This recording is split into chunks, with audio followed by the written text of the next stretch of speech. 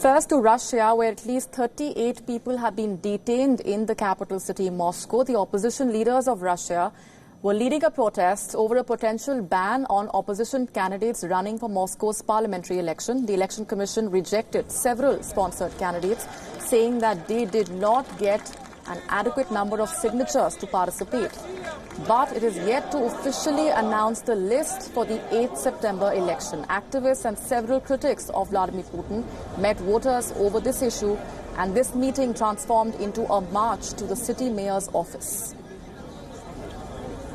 Мы собирали подписи в дождь, в жару. И вы знаете, что они вчера нам сказали?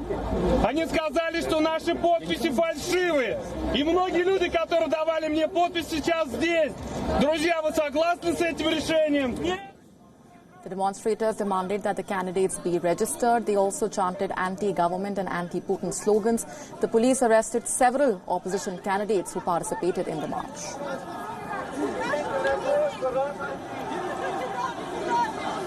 Курс финансово-экономической политики, проводимый правительством Путина, полный банкрот.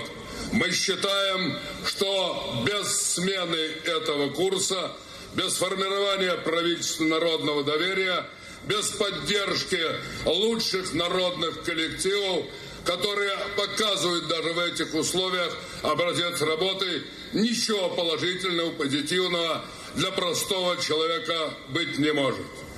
А простому человеку оставили безработицу, вымирание и нищую зарплату, и абсолютно нищую пенсию.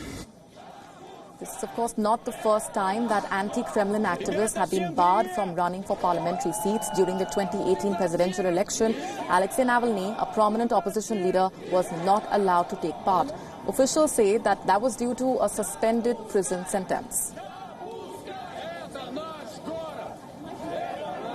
And joining us for more on that is our correspondent Harry Horton from Moscow. Hi, Harry. This is, of course, a regular occurrence in Russia where protests are not allowed on the streets. But the manner in which this protest situation was handled has been criticized by many. And this also marks one of the many times that Russia has given out a clear signal that there is no opposition to Vladimir Putin. Yeah, I mean, look, the protest that was organised yesterday didn't actually have a licence to go ahead, and many people were surprised, actually, that police weren't even more heavy-handed in dealing with this protest. The fact that between 25 and 38 people were arrested, many people thought that was actually quite a low number, considering the fact this protest wasn't authorised and was organised at such short notice. Now, Moscow's Electoral Commission has described the protests as blackmail. The head of the commission has described the prospect of further protests by the organisers. He's accused the organisers of manipulating public opinion and unlawfully pressuring the Electoral Commission. Now, some of those opposition leaders are meeting with the Electoral Commission here in Moscow right now as we speak to try and discuss their differences, to try and see if there's a way to get themselves to be placed on the ballot paper for these upcoming city elections in September.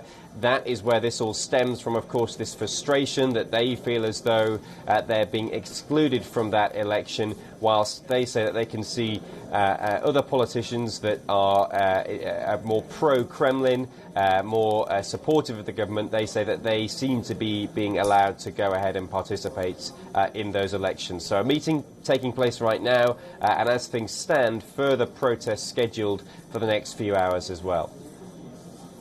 Which is also interesting when we look at Russia's tryst with the protests and demonstrations. Like we just discussed, Russia has been making several attempts to clamp down on protests. Dissent is absolutely not tolerated in several parts, and which is why the very fact that these protests occurred in the first place was a surprise. Yeah, absolutely. And look, if you speak to the opposition activists.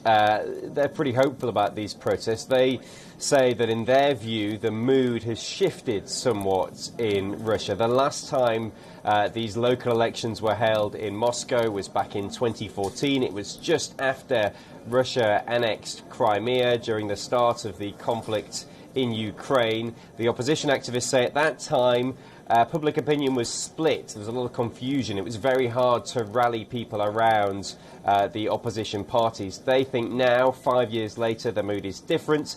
They think that if they do manage to get themselves on the ballot paper, they can command a lot of support and perhaps go about some sort of electoral surprises in those local elections in Moscow. Now, many people will be very sceptical that can happen. There's a lot of hurdles they've got to pass before they can get to that stage. But the opposition activists appear at this moment to feel as though that the momentum is with them. And they, as I say, they hope to organise more protests, certainly for today, and possibly in the coming weeks ahead as well.